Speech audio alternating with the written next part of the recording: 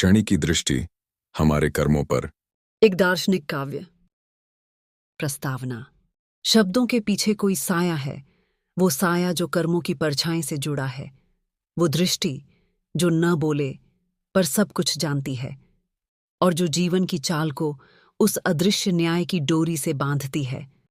शनि एक नाम मात्र नहीं, बल्कि समय का वो दर्पण है जिसमें हमारे कर्मों की तस्वीर हर क्षण उभरती है।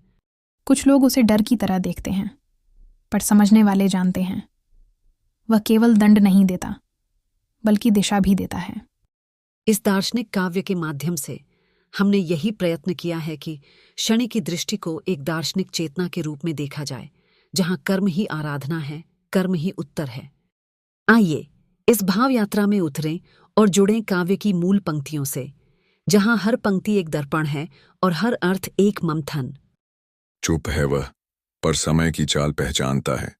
जो बोया तुमने कल वही फल वह देता है। तभी यह तुम्हें चेतावनी है, ताकि तुम ठहरो, सोचो, संभलो कहीं।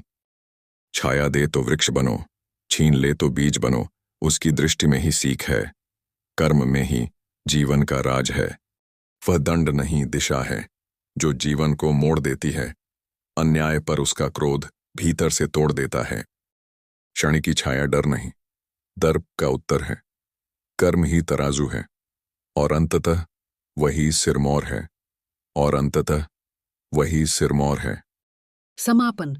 आपने सुनी शनि की दृष्टि हमारे कर्मों पर, एक दार्शनिक काव्य जो हमें यह सिखाता है कि कर्म ही सबसे बड़ी पूजा है और समय वही सबसे बड़ा शिक्षक। यदि इस काव्य ने आपके अंतर्मन को छुआ हो तो इसे पसंद करें, साझा करें और हमारे चैनल को सब्सक्राइब करें। आपके भावों का संवाद ही हमारी लेखनी की प्रेरणा है।